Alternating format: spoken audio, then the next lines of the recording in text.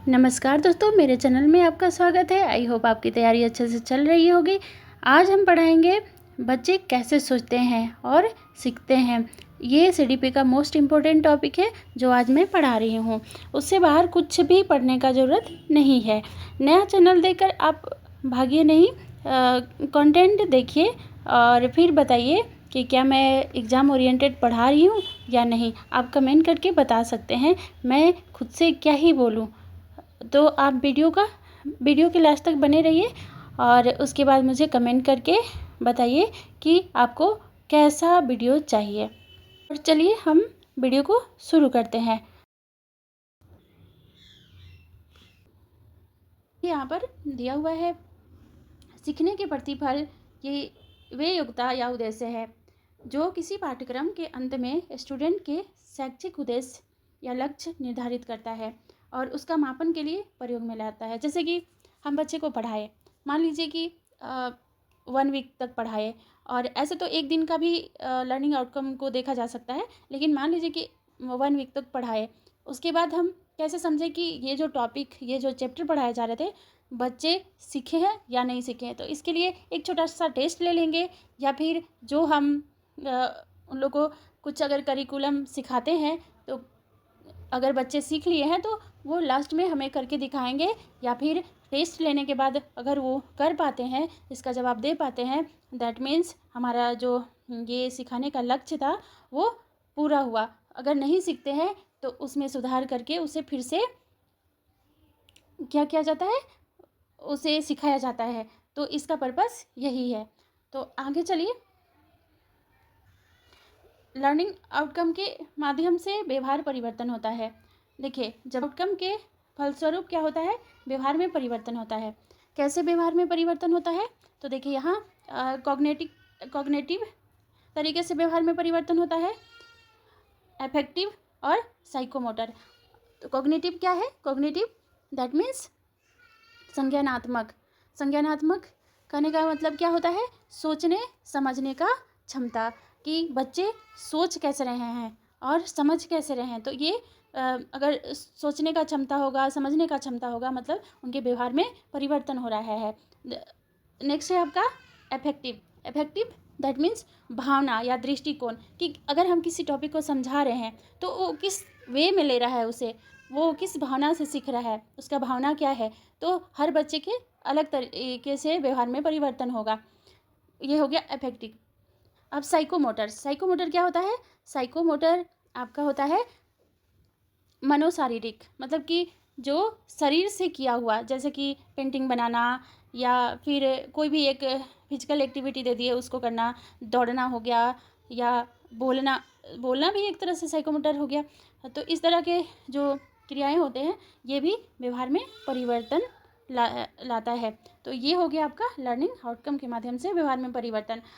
देखिए, learning outcome कहने का मतलब है कि बच्चे को जो सिखाया जा रहा है, जो शिक्षा दिया जा रहा है, उससे कितना प्रभाव पड़ रहा है। तो इसके लिए देखिए 1986 में एक नीति लाया गया जिसका नाम था शिक्षा नीति, और ये प्रोग्राम लाया गया था एकदम मिनिमम लेवल के लिए लाया गया था, मतलब कि प्राइमरी लेवल के लिए लाया गया था। तो ये बहुत ज़्यादा इफेक्टिव नहीं हुआ। तो उसके बाद इसे इम्प्लीमेंट करके 1992 में भी एक प्लान एक्शन में आया, जो कि ये भी बहुत काम में नहीं आया। उसके बाद फिर आया आपका RTE राइट टू एजुकेशन 2009, और ये इसमें सबसे इम्पोर्टेंट चीज़ जो कि एग्ज़ाम में ये क्वेश्चन देखने को मिल जाता है कि 6 to 14 ईयर एज के जो बच्चे हैं उन्हें फ्री और अनिवार्य शिक्षा दिया जाएगा। तो ये भी कुछ इफेक्टिव हुआ।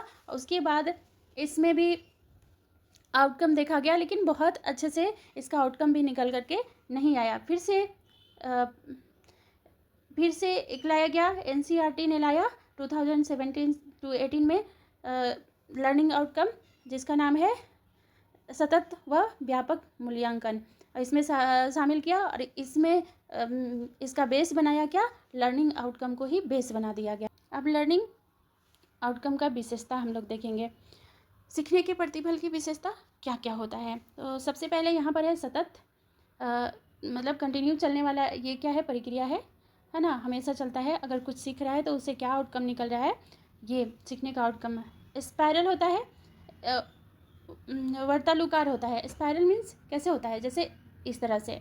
अब ये ऐसे क्यों बता रहा है कि एक बार बच्चा आगे बढ़ता है, आगे की ओर सोचता है, आगे की ओर सोचने से पहले वो प्रीवियस नॉलेज को याद करता है, प्रीवियस नॉलेज को सोच करके फिर पीछे मुड़ता है, प्रीवियस को याद करेगा और फिर से वो क्या करेगा, आगे बढ़ेगा। वैसे ही पीछे नॉलेज को याद करते हुए आगे की ओर बढ़ता है। तो ये जो सीखने का प्रतिफल है वो स्पाइरल होता है, इसका कहने का मतलब है।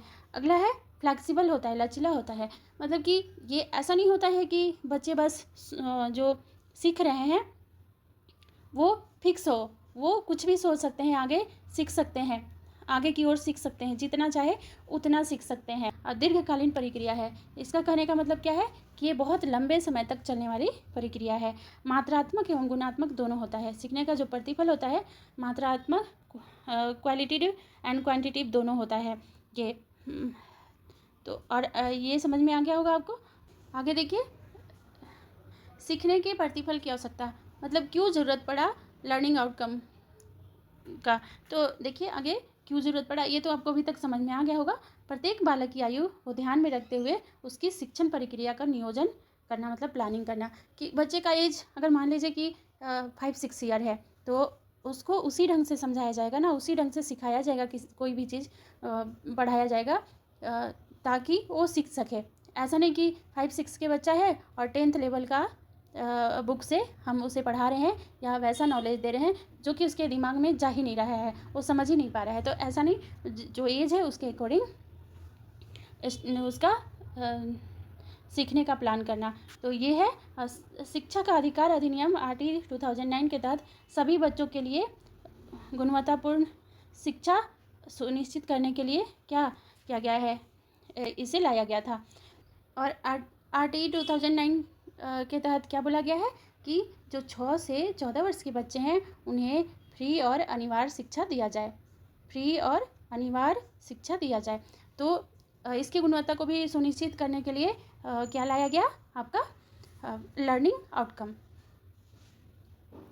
नेक्स्ट देखिए, शैक्षिक उद्देश्यों की पूर्ति का सही मूल्यांकन करने के लिए, कि जो हम जो शिक्षा देने का जो उद्देश्य है, मतलब कि हम बच्चे को शिक्षा क्यों दे रहे हैं, उसका कोई ना कोई तो उद्देश्य होगा कि हम बच्चे को सिखा क्यों रहे हैं। उद्देश्य, बिना उद्देश्य का तो एजुकेशन हम लोग देंगे नहीं। तो जो उद्देश्य है उसको पूर्ति के लिए क्या करने, पूर्ति का सही मूल्यांकन करने के लिए कि क्या जो हम दे रहे हैं वो उद्देश्य को पूरा कर रहा है या नहीं कर रहा है। तो उसी मूल्यांकन के लिए हम लोग यहाँ पर लाया गया क्या, तो लर्निंग आउटकम को लाया गया। नेक्स्ट देखते हैं,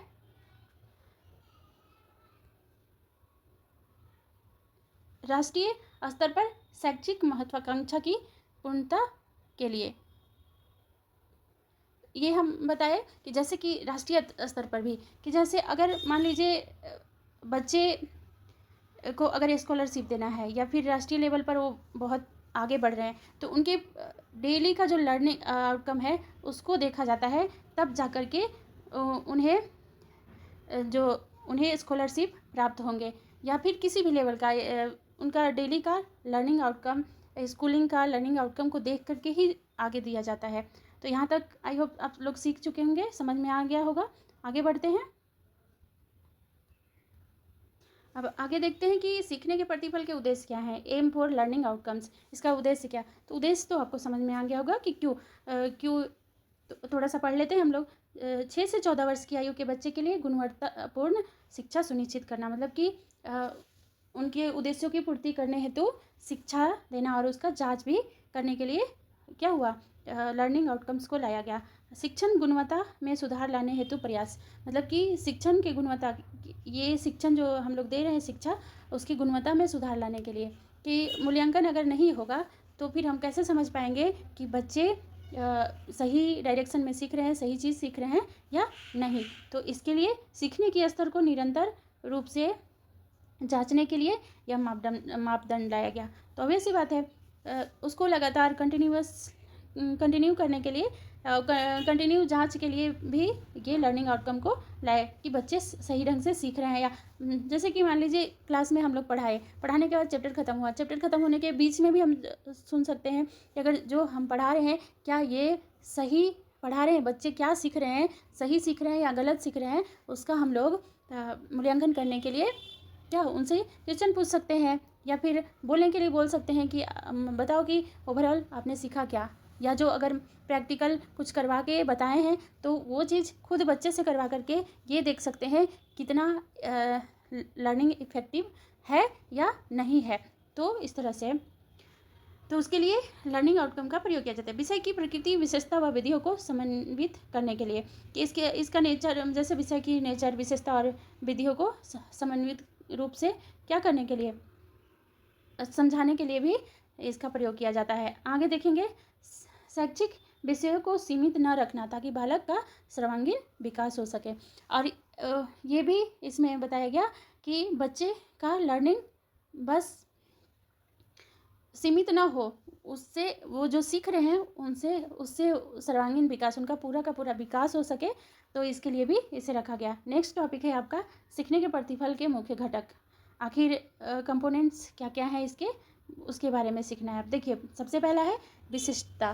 तो विशिष्टता क्या है, इसके बारे में आप क्या समझ रहे हैं। तो आप बोल सकते हैं कि बच्चे को जो पढ़ा रहे हैं, जो हम पढ़ा रहे हैं उससे क्या बच्चे शैक्षिक लक्ष्य पूर्ति हो पा रहा है उनका या नहीं हो पा रहा है। इसके लिए तो ये है आपका विशिष्टता, मतलब कि सिखाने के समय हमें ये समझना होगा कि क्या जो हम पढ़ा रहे हैं वो उनके शैक्षिक लक्ष्यों को प्राप्त कर पा रहा है या नहीं कर पा रहा है। तो इस सबसे पहले मापनीयता। मापनीयता कहने का मतलब कि कुछ बच्चे से अगर हम जो टॉपिक ख़त्म किए लास्ट में हम क्वेश्चन करते हैं और कुछ बच्चे बता पा रहे हैं और कुछ बच्चे नहीं बता पा रहे हैं, तो इससे पता चल रहा है कि जो हमने बताया तो उन कितने बच्चों के लिए वो कितने बच्चे इसे सीख पाए और कितने बच्चे नहीं सीख पाए। तो मापनीयता होना भी बहुत ज़रूरी है सीखने के दौरान में। अगला है साध्यता, मतलब कि अचीवमेंट मतलब कि उनका अचीवमेंट कितना हुआ, वो क्या अचीव किए, जो भी हम सिखा रहे हैं उससे उन्हें क्या मिला, क्या प्राप्त किए वो भी होना बहुत ज़रूरी है। ये सब देखना बहुत ज़रूरी है। तो अगला है आपका रिलेवेंट और प्रासंगिकता। प्रासंगिकता मीन्स होता है कि जो हम पढ़ा रहे हैं वो सही है या गलत हम पढ़ा रहे हैं, ऐसा चीज़ हमें सिखाना है जिससे बच्चे में क्या हो, विकास हो, ना कि गलत चीज़ हम पढ़ा। जैसे कि अभी हम जेटेट का तैयारी करवा रहे हैं, अगर हम रिलेवेंट आपको टॉपिक नहीं पढ़ाएंगे, जो एग्ज़ाम ओरिएंटेड नहीं है, तो क्या ये आपके लिए सही होगा, क्लास नहीं होगा। तो उसी तरह कोई भी बच्चे को अगर जो हम पढ़ा रहे हैं वो उसके उद्देश्य की पूर्ति करने हेतु हम पढ़ाएंगे, ना कि जो मन सो पढ़ा करके वहाँ से निकल जाएंगे। तो रिलेवेंट होना चाहिए टॉपिक, या अब अगला होना चाहिए उद्देश्य। अब ऐसी बात है कि जो चीज़ पढ़ा रहे हैं उसका उद्देश्य ज़रूर होना चाहिए कि क्यों हम उसको पढ़ा रहे हैं। समयबद्धता, अब टाइम बाउंड होना चाहिए। अब टाइम, मान लीजिए कि अगर जेटेट का एग्ज़ाम 2 महीना के अंदर है, 2 महीना के बाद, 1 महीना के बाद है, और हम 1 महीना में पूरा सिलेबस ही कंप्लीट नहीं करवाए, आपका जितना आपको शिक्षा देना था उतना हम दे ही नहीं पाए, तो वो गलत होगा। तो उसके लिए हमें 1 महीना के अंदर कंप्लीट करवाना होगा। तो समयबद्धता बहुत ज़रूरी है। तो आई होप यहाँ तक समझ में आया होगा। नेक्स्ट चलते हैं। अगला देखिए, सीखने के प्रतिफल के प्रकार देखिए इसका टाइप। तो सबसे पहला है आपका बौद्धिक कौशल। बौद्धिक कौशल कहने का मतलब कि अपना दिमाग से, अपना इंटेलिजेंस से वो कितना सीख पा रहे हैं। दैट मीन्स उनमें कितना बौद्धिक क्षमता है कि अगर वो बौद्धिक तौर पर नहीं सीखे होंगे तो किसी भी क्वेश्चन का आंसर नहीं दे पाएंगे। क्योंकि अगर जब वो अपना बुद्धि लगा करके उसमें सीखते हैं तो लंबे समय तक याद होगा और वो उस क्वेश्चन का आंसर दे पाएंगे। तो बौद्धिक कौशल होना बहुत ज़रूरी है। तो बौद्धिक कौशल इम्पोर्टेंट इसका है टाइप संज्ञानात्मक रणनीति। संज्ञानात्मक मीन्स क्या होता है, संज्ञानात्मक रणनीति मतलब कि मानसिक तौर पे कितने लोग सीखे, मानसिक तौर पर कितने लोग सीखे, इसमें आप ये कैसे हम लोग जांचेंगे, संज्ञानात्मक दैट मीन्स ये मानसिक मतलब कि दिमाग से सीखना, तो मानसिक तौर पर कितने लोग सीखे, जैसे कि इसमें आप लर्निंग आउटकम को लेकर के भी चल सकते हैं। लर्निंग आउटकम से पता किया जा सकता है कि ये कितने बच्चे मानसिक तौर पे सीखे हुए हैं, और या फिर आप टेस्ट ले सकते हैं, टेस्ट ले करके पता कर सकते हैं कि कितने बच्चे सही ढंग से सीख पा रहे हैं और कितने बच्चे नहीं सीख पा रहे हैं। शाब्दिक प्रतिफल, तो शाब्दिक प्रतिफल भी होना बहुत ज़रूरी है।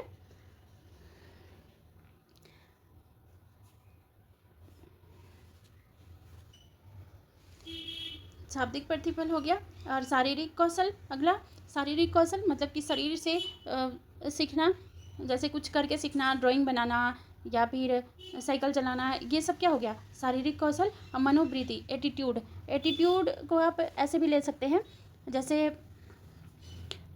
एक ये निगेटिव और पॉजिटिव दोनों हो सकता है। अगर बच्चा बोल रहा है कि इस काम को मैं कर सकता हूँ, दैट मीन्स उसमें पॉजिटिव एटीट्यूड है। को एक बच्चा क्या कहेगा कि नहीं मैं तो जेटेट नहीं निकाल पाऊँगी, तो आई कैन और नॉट, उससे डाउट होगा अपने पर, आई कैन डू और नॉट, मैं कर सकता हूँ या नहीं कर सकता हूँ, ये मतलब कि उसमें क्या होगा, डाउट, तो ये निगेटिव होगा। लेकिन हम मनोवृत्ति कैसा होना चाहिए, पॉजिटिव, हमेशा पॉजिटिव सोच करके चलिएगा तो पॉजिटिव आपको रिजल्ट निकलेगा। अगर सोचिए कि 1 महीना में जेटेट कंप्लीट करना है, जेटेट का तैयारी कंप्लीट होना चाहिए, 1 महीना के अंदर हम निकाल लेंगे, तो ये हो गया आपका पॉजिटिव एटीट्यूड। तो मनोवृत्ति होना बहुत ज़रूरी है, ये आपको मोटिवेट रखेगा। सीखने का प्रतिफल जो है, लर्निंग आउटकम टॉपिक ये समाप्त होता है यहीं पर। अब आगे हम लोग इसका आगे सोचना मतलब थिंकिंग, थिंकिंग क्या है, देखिए यहाँ एक बच्चा क्या कर रहा है, सोच रहा है, तो ये थिंकिंग। अब थिंकिंग क्या है इसके बारे में हम लोग को पढ़ना है। चलिए हम लोग स्टार्ट करते हैं। देखिए ये थिंकिंग मीन्स चिंतन या सोचना भी इसको कहा जाता है। इसको संज्ञानात्मक क्रिया कहा गया है, मतलब कि मन का क्रिया, मनोक्रिया, मन का क्रिया को ही संज्ञानात्मक क्रिया। अब इससे रॉस ने इसका डेफिनेशन दिया है, चिंतन के बारे में कहा है कि चिंतन मानसिक क्रिया है, मतलब कि मनोक्रिया है, मानसिक क्रिया का ज्ञानात्मक पहलू है। मानसिक क्रिया मतलब संज्ञानात्मक क्रिया, संज्ञानात्मक कॉग्निटिव क्रिया, ये है रॉस ने कहा है, या मन की बातों से संबंधित मानसिक क्रिया है, या मन की बातों से संबंधित मानसिक क्रिया। ये एज इट इज एग्जाम में पूछा है इनका कि रॉस का ये थिंकिंग का डेफिनेशन, तो आप इसको याद करिएगा। बताया गया ये NIOS के द्वारा बताया गया है कि 6 साल के बच्चे में जो सोचने का क्षमता है, चिंतन करने का क्षमता कितना % डेवलप हो जाता है, 85% डेवलप हो जाता है, वो सोचने लगता है। और NEP द्वारा बोला गया है कि 6 साल के बच्चे का माइंड का जो डेवलपमेंट है वो 90% हो जाता है, वो सोच सकता है, सोचने की क्षमता उसमें आ जाता है। तो ये भी एक फैक्ट चीज़ है, आप याद रखिएगा।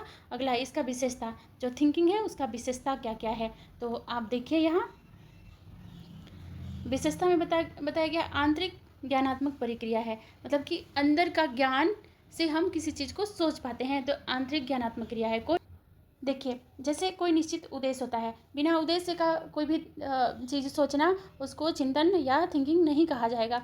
अगर कोई ऐसा चीज़ सोच रहे हैं जिसका कोई उद्देश्य है, जैसे अभी हम लोग क्या सोच रहे हैं, 1 महीना टाइम है, कैसे हम लोग जेटेट का तैयारी करें, तो ये क्या है, ये उद्देश्यपूर्ण थिंकिंग है। ये से क्या होगा, सोचेंगे कि हमें 1 मंथ के अंदर पूरा सिलेबस कंप्लीट करके रिवीजन कर लेना होगा ताकि हम लोग एग्ज़ाम के लिए तैयार हो सके, ये सोचना हुआ आपका उद्देश्यपूर्ण। नेक्स्ट चलिए, समस्या का समाधान निहित होता है, और अगर जो सोच रहे हैं हमारे पास समस्या है तो उसका समाधान भी शामिल होता है। तो ऐसा उद्देश्य या लक्ष्य की प्राप्ति की ओर अग्रसर रहता है। उद्देश्य या लक्ष्य की प्राप्ति, जैसे कि मेरा सोच रहे हैं कि जेटेट मुझे निकालना है, तो उसके लिए क्या करेंगे, सोच रहे हैं उससे हम पॉजिटिव सोच करके आगे बढ़ेंगे कि नहीं 1 महीना के अंदर हम उसे पा लेंगे, और वो आप पा भी सकते हैं। तो ये हो गया आपका उद्देश्य या लक्ष्य की प्राप्ति के लिए अग्रसर बनाता है ये चिंतन, थिंकिंग। अगर आप सोचिएगा ही नहीं कि मेरे से कंप्लीट हो पाएगा कि नहीं हो पाएगा, तो फिर आप कुछ नहीं कर पाएंगे। तो ये होगा। नेक्स्ट आता है आपका टूल्स ऑफ लर्निंग। लर्निंग में क्या क्या टूल्स चाहिए, तो देखिए यहाँ सबसे पहला टूल है आपका कॉन्सेप्ट, संप्रत्यय। कॉन्सेप्ट होना चाहिए, अगर कॉन्सेप्ट ही नहीं रहेगा तो आपको सोचने का कोई मतलब नहीं है। आप अगर देखिए यहाँ पर कॉन्सेप्ट होना बहुत ज़रूरी है। कॉन्सेप्ट आपके पास है तो आपका थिंकिंग पॉजिटिव होगा। कॉन्सेप्ट होना चाहिए थिंकिंग के लिए। तो कॉन्सेप्ट, अब कोई कॉन्सेप्ट से सोच पाता है और कोई सिंबल्स में कोई भी, जैसे कि प्रतीक मतलब कि माइंड में हम सोच रहे हैं। सोचना मतलब कि कहीं पर डायरेक्शन लगा हुआ है, जैसे रोड में ही देखें आप कि डायरेक्शन लगा हुआ है कि नहीं ये प्लेस इधर जाएगी, राइट साइड में जाएगी, तो हाँ सोच लेते हैं वो ये राइट साइड जाने वाली है तो हमें राइट मुड़ना होगा। तो ये हो गया, आप प्रतीक के अनुसार भी आप सोच सकते हैं। बीम इमेजेस से मतलब दिमाग में सही इमेज को बना करके या कोई भी इमेज को देख करके भी आप सोच सकते हैं कि इसमें ऐसा हो सकता है। कल्पना, इमेजिनेशन, मान लीजिए कि आप इमेजिनेशन वो भी ऑथेंटिक, ऐसा नहीं कि हम ख्याली पुलाव पका रहे हैं, जो चीज़ दुनिया में है ही नहीं उसके बारे में हम सोच रहे हैं। तो ऐसा ऑथेंटिक चीज़ आप कल्पना कर सकते हैं और आगे उस पर आप काम करके उस चीज़ को अचीव कर सकते हैं, वैसा आप बना सकते हैं उसे। तो ये हो गया लैंग्वेज। लैंग्वेज भी बहुत मायने रखता है। तो ये था। अब आगे पढ़िए। अब देखिए यहाँ पर इसका उचित विकास के बिना चिंतन प्रभावशाली नहीं हो सकता है। अगर ये सब यहाँ पर जो टूल्स है इसका आपके अंदर उचित विकास नहीं होगा, आपके पास कॉन्सेप्ट नहीं होगा, आप अगर कोई भी प्रतीक से सोच नहीं पाते होंगे, इमेजिनेशन नहीं कर पाते होंगे, आपके पास सही लैंग्वेज नहीं होगा, तो ये आपको सही वो चिंतन प्रभावशाली नहीं बनेगा, वो चिंतन बेकार जाएगा। तो ये चीज़ है। और ये जो चिंतन है, अब देखिए नोट्स में दिया हुआ है, यहाँ से आपको समझ में आ जाएगा कि चिंतन कब करते हैं हम। आपके पास चाहे कोई समस्या हो तो हम किसी के बारे में सोचते हैं, तो समस्या है उसके बारे में हम क्या करेंगे, समस्या है समस्या के बारे में हम सोच रहे हैं। अब सोचेंगे तभी तो समाधान निकलेगा ना, तो हम समाधान तक उसे समस्या का समाधान करेंगे। तो वो जो इस तरह का जो थिंकिंग होता है, इस तरह का जो थिंकिंग आपका पॉजिटिव थिंकिंग होता है। और अगर समाधान हो जाता है तो यहाँ पर थिंकिंग समाप्त। जैसे कि आप जेटेट का एग्ज़ाम का तैयारी, तो एक तरह का भी समस्या है कि अभी हम लोग को जॉब नहीं मिला है तो जेटेट क्वालिफाई करना होगा। तो जेटेट क्वालिफाई ये समस्या, इसके बारे में सोच रहे हैं, हमें तैयारी करना है, हम तैयारी क्यों कर रहे हैं। और जब हम ये जेटेट क्वालिफाई कर लेंगे तो समस्या के मेरा एक समाधान हो गया कि हम जेटेट क्वालिफाई, अब कोई भी एग्ज़ाम आएगा तो हम जेटेट के द्वारा उस एग्ज़ाम को क्वालिफाई कर सकते हैं। तो वहाँ जेटेट के प्रति समाधान हो गया, तो थिंकिंग वहाँ पर जेटेट को लेकर के ख़त्म हो जाएगा। और सबसे लास्ट कब होगा, जब हम टीचर बन जाएंगे, तो वहाँ पर थिंकिंग पूरी तरह से ख़त्म हो जाएगा उसके प्रति, तो वहाँ पर थिंकिंग ख़त्म हो जाता है। तो आई होप ये समझ में आया होगा। चलिए हम लोग चिंतन के प्रकार पढ़ते हैं। चिंतन के कितने प्रकार होते हैं। सबसे पहला प्रत्यक्षीकरण चिंतन, कॉन्क्रीट चिंतन, अमूर्त चिंतन, एब्स्ट्रैक्ट थिंकिंग। अगला है सृजनात्मक चिंतन, यहाँ पर क्रिएटिव थिंकिंग, और तार्किक चिंतन, रिफ्लेक्टिव थिंकिंग। हम इसके बारे ये सभी के बारे में हम यहाँ पर पढ़ेंगे, इसके प्रकार के बारे में। तो देखिए सबसे पहले है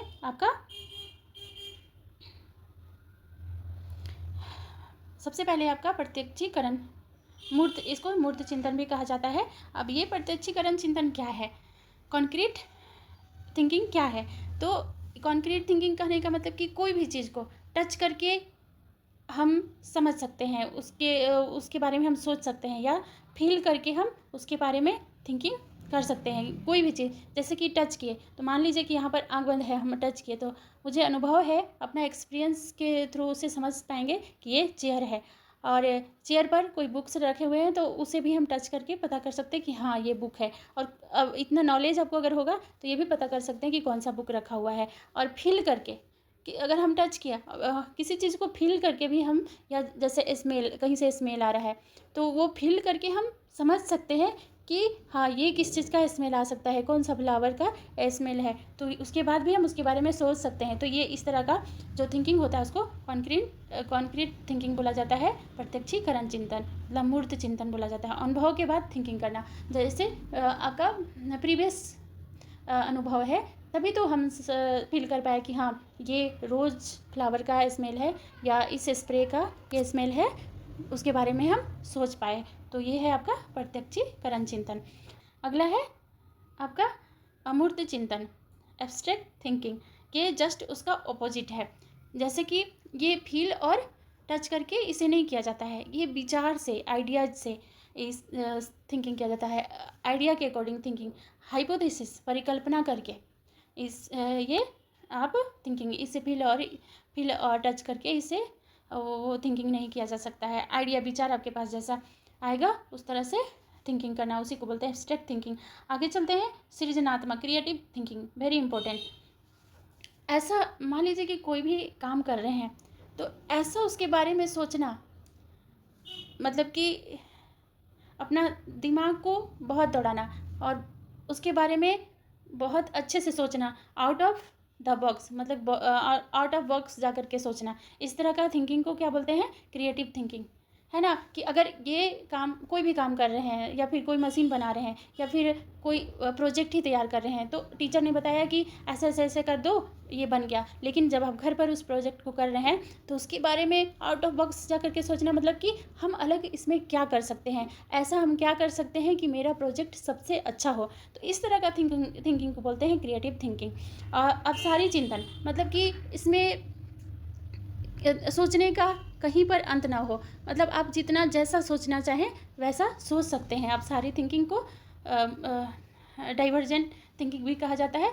तो ये अब सारी थिंकिंग आपका हो गया कि जो कि इसका कोई अंत ना हो, आप खुल करके इसके बारे में सोच। जैसे कि कोई टीचर आपको एक क्वेश्चन देता है कि बताओ कि फोटोसिंथेसिस क्या है, तो उसके बारे में, प्रकाश संश्लेषण क्या है, तो उसके बारे में सिर्फ फैक्ट ना बता के उसके बारे में तुम जितना सोच सकते हो उतना कुछ उसके बारे में तुम लिख दो।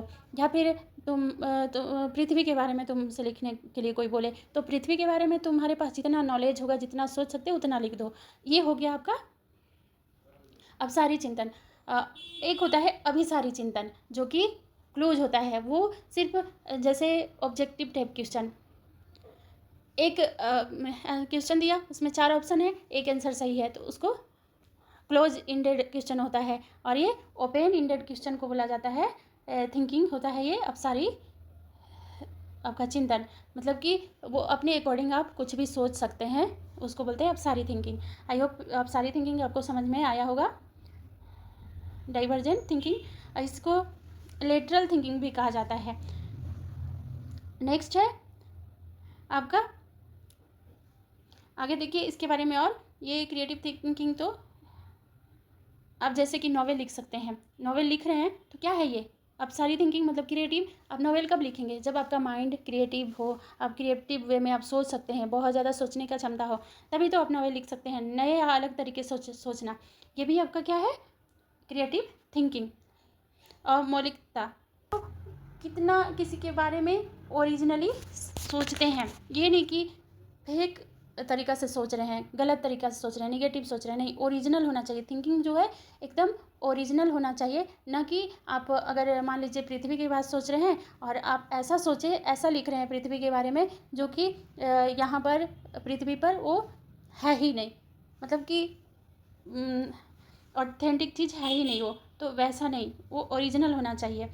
अब देखिए इसमें एक और है ब्रेन स्टॉर्मिंग, बुद्धिशीलता। बुद्धिशीलता क्या है कि एक हम स्टूडेंट का ग्रुप ले लिए, ठीक है, स्टूडेंट का ग्रुप है, उसको बोले कोई टॉपिक दे दिए और बोले कि तुम सोचो उसके बारे में, जितना सब वो ग्रुप है एक साथ सोच करके बहुत सारा आइडिया को लाएगा और वो सोचना शुरू करेगा तो बहुत तरह का बातें को सोचेगा, बहुत तरह से उस टॉपिक के बारे में अलग अलग तरीके से वो प्रेजेंट करेगा, हमारे पास बहुत सारा आइडिया देगा। तो ये हो गया ब्रेन स्टॉर्मिंग, मतलब कि जितना सोच सकते हो उतना सोचो, ये हो गया। और ये एलेक्स एफ ओसबॉर्न ने ब्रेन स्टॉर्मिंग को दिया है, बताया है इसके बारे में। तो चलिए ये बहुत इंपॉर्टेंट है, इसको भी याद रखिएगा। अब अगला है एलिमेंट्स ऑफ क्रिएटिविटी। जो क्रिएटिविटी है उसके एलिमेंट, तत्व कौन कौन हो सकते हैं? तो यहाँ पर FFOE से हम लोग समझते हैं कि क्या होता है। फ्लुएंसी होना चाहिए, प्रवाह होना चाहिए, प्रवाह मतलब कि सोचने का एकदम फ्लुएंसी में सोचे जा रहे हैं, उसका फ्लुएंसी होना चाहिए। और उसके बाद लचीला होना चाहिए, लचीला मतलब फ्लेक्सिबल, सोचने का कोई सोचने का कोई अंत नहीं होना चाहिए। आप जितना क्रिएटिव माइंड को आगे बढ़ाइए, जितना क्रिएटिव माइंड से सोच सकते हैं आप सोचिए, है ना। तो इसको लचीला कहते हैं, उस पर कोई रोक नहीं लगा सकता है। और मौलिकता होना चाहिए, मौलिकता मतलब कि सही होना चाहिए, ओरिजिनल होना चाहिए, ना कि फेक होना चाहिए। अगला है विस्तार होना चाहिए, और उसका आप विस्तार भी होना चाहिए, है ना। इलाबोरेट कर सकते हैं आप, ऐसा नहीं कि उसका कोई मतलब ही ना निकले। तो ये है आपका एलिमेंट्स। आगे आइए, आगे 3rd नंबर तक पढ़े थे हम लोग, उसका टाइप अगला है रिफ्लेक्टिव थिंकिंग, तार्किक। तार्किक थिंकिंग मतलब कि जटिल समस्या, इसको जटिल कॉम्प्लेक्स होता है ना। किसी जटिल समस्या के बारे में सोचना, उसी को बोलते हैं तार्किक थिंकिंग। अगला है क्रिटिकल थिंकिंग, आलोचनात्मक थिंकिंग, है ना। आलोचनात्मक थिंकिंग में क्या क्या आ सकता है, कोई भी टॉपिक के बारे में आप एनालाइज कर सकते हैं, वो उसमें लॉजिक होना चाहिए, क्रिटिकल होना चाहिए, है ना। क्रिटिकल थिंकिंग में क्रिटिकल होगा, लॉजिक होगा, एनालाइज कर सकते हैं उसे, सही या गलत है। और इसमें फैक्ट नहीं होता है, इसमें फैक्ट्स नहीं हो सकते हैं। ये जितना आप क्रिएटिव माइंड से सोच सकते हैं सोचिए। उसके बाद इसको लर्न नहीं कर सकते हैं आप, याद नहीं कर सकते हैं, ये फैक्चुअल चीज़ नहीं होता है।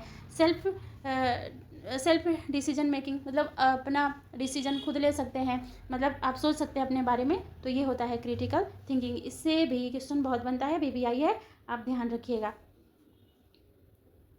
नेक्स्ट है, देखिए अगला बताया क्या है, 2 टाइप्स ऑफ थिंकिंग दिए हैं, कौन, JP गलफोर्ड ने दिया है। कौन कौन दिया है, ये बहुत ही इंपॉर्टेंट है, इसको ध्यान से, ऐसे तो एक बता दिए हैं एक के बारे में, ये बहुत इंपॉर्टेंट है, इससे क्वेश्चन बनता है हमेशा। अभिसारी चिंतन, डाइवर्जेंट थिंकिंग, और अभिसारी कन्वर्जेंट थिंकिंग, ये 2 तरह का थिंकिंग है। आपको हम बताए थे अभिसारी थिंकिंग क्या है, ये ओपन इंडेड थिंकिंग होता है, जितना सोच सकते हैं, जितना आप क्रिएटिव माइंड से सोच सकते हैं, उसको अभिसारी चिंतन कहते हैं। और अभिसारी चिंतन होता है कि क्लोज इंडेड थिंकिंग होता है, मतलब कि कोई भी क्वेश्चन पूछा, उसका एक डायरेक्ट उसका आंसर दे दिए, उसके बारे में आगे सोचने का क्षमता नहीं है, उसका सही आंसर ये है तो ये है, टिक कर दिए, हो गया, ये आपका हो जाएगा अभिसारी चिंतन। तो इसके बारे में मतलब कि ये दिमाग से होता है, बुद्धि से अभिसारी चिंतन को किया जाता है। इसको बोलेंगे इंटेलिजेंस, बुद्धिमत्ता होता है, ये दिमाग लगाए कि ये इसका आंसर होगा, वो डायरेक्ट आंसर दे दिए।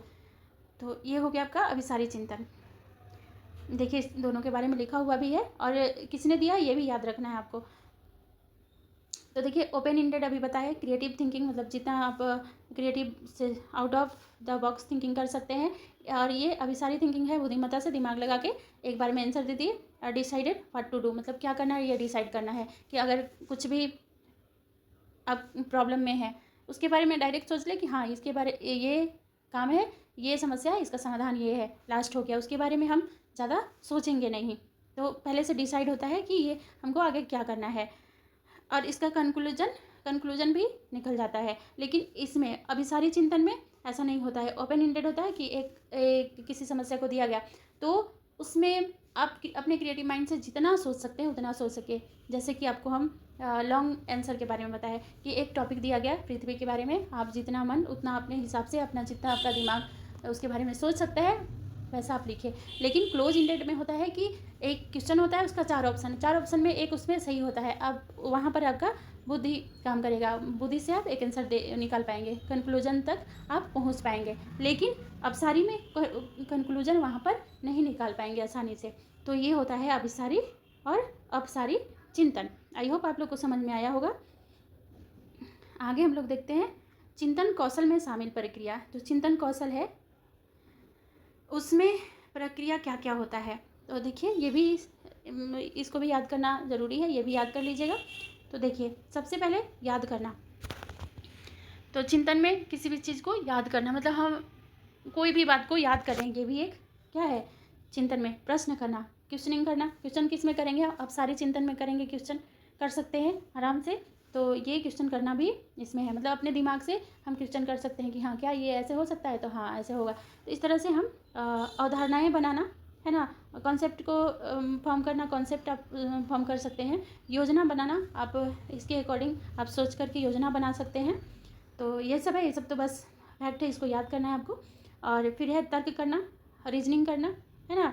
उसके बाद कल्पना करना, इमेजिन कर सकते हैं, समस्या हल करना, प्रॉब्लम को सॉल्व करिए, निर्णय लेना और मूल्यांकन। आप डिसीजन ले सकते हैं और इसका इवोल्यूशन भी कर सकते हैं, मूल्यांकन, क्या ये सही है, क्या गलत है, कितना सही है, कितना गलत है, ये होता है आपका। अगला है विचारों को शब्दों में बदलना। जो आप विचार है आपका, उसको आप शब्द में बदल करके किसी को बता सकते हैं आप। तो ये है आपका चिंतन प्रक्रिया, इस तरह का। तो आई होप ये भी आपको समझ में आएगा, बहुत ईजी लैंग्वेज है। सकते हैं थोड़ा सा अब सारी चिंतन को उत्प्रेरित करने वाला विधियाँ, कि अब सारी चिंतन को कौन कौन उत्प्रेरित करता है, मतलब कि उसको और बढ़ाता है उसके मन को। तो ब्रेन स्टॉर्मिंग बढ़ाता है। ब्रेन स्टॉर्मिंग मतलब कि दिमाग से कितना आप आउट ऑफ बॉक्स जा करके सोच सकते हैं, आप सारी चिंतन में आता है। जनरल रखना, जनरल मतलब बनाना, मतलब सोचने का क्षमता। फ्री राइटिंग, जितना मन उतना लिख सकते हैं आप। एक जनरल आप बना सकते हैं, जर्नल बना सकते हैं आप। और फिर फ्री राइटिंग मतलब कोई भी टॉपिक है उसमें आप जितना मन, जो मन किया वो लिख सकते हैं, अपना डायरी लिख सकते हैं। फ्री राइटिंग में ये सब आएगा। तो ये अब सारी चिंतन में आ गया। माइंड या सब्जेक्ट मैपिंग, ये भी आप कर सकते हैं। माइंड में सोचने में क्या जाता है, आप जितना मन उतना सोच सकते हैं। सब्जेक्ट का मैपिंग कर सकते हैं। तो ये हो गया आपका विधियाँ। इस तरह से आप क्या करेंगे, आप सारी चिंतन कर सकते हैं। तो आई होप आज का टॉपिक समझ में आया होगा। ये टॉपिक यहीं पर समाप्त होता है। इससे कहीं भी बाहर नहीं आने वाला है, इससे बिल्कुल बाहर नहीं आएगा। एक चीज़ और हम बताना चाहते हैं जो कि इम्पोर्टेंट है, वो छूट रहा है, उसको बता ही देते हैं, उसके बाद इसको एंड करेंगे। देखिए यहाँ पर ये छूट रहा था, ये है एडवर्ड डे बोनोज के 6 थिंकिंग हैट है। इन्होंने 6 थिंकिंग हैट्स दिया हुआ है और सबका मीनिंग अलग अलग बताया है। एडवर्ड डे बोनो नाम पूछ देता है और थिंकिंग चैप्टर से ये क्वेश्चन बन रहा है। अभी के जो टेट एग्ज़ाम हो रहे हैं या टीचिंग एग्ज़ाम हो रहे हैं, इससे क्वेश्चन बन रहा है, बहुत इंपॉर्टेंट है। तो ये आप देखिए, इसके देखिए यहाँ पर 6 हैट, 1 2 3 4 5 6, सबका कलर भी याद, वाइट है, रेड है, ब्लैक, यहाँ पर येलो, ग्रीन और ब्लू, और सबका मीनिंग अलग अलग है। तो आप देख सकते हैं यहाँ पर, देखिए सबसे पहले यहाँ पर वाइट जो हैट है, ये क्या बता रहा है कि तथ्य और जानकारी उपलब्ध, तथ्य और जानकारी होता है, ये में फैक्ट होता है इसमें कि ये किसके बारे में, सफ़ेद उपलब्ध जानकारी पर ध्यान देता है। जो जानकारी उपलब्ध है, जो चीज़ उपलब्ध है, उसके बारे में ध्यान देता है। तथ्यों, आंकड़ों और परमाणु को इकट्ठा करना, तथ्य को, फैक्ट को, आंकड़ों को और परमाणु को इकट्ठा करना है। क्या जानकारी है, क्या जानकारी चाहिए, बिना किसी राय के वस्तुनिष्ठ दृष्टिकोण अपनाना, ये है वाइट का। तो ये फैक्ट को याद करना पड़ेगा। इस तरह से पूछ देता है कि वाइट हैट क्या बताता है, वाइट हैट में क्या है, तो ये पूछ देता है, इसमें से कुछ भी पूछ सकता है। इस तरह से आपको याद करना होगा।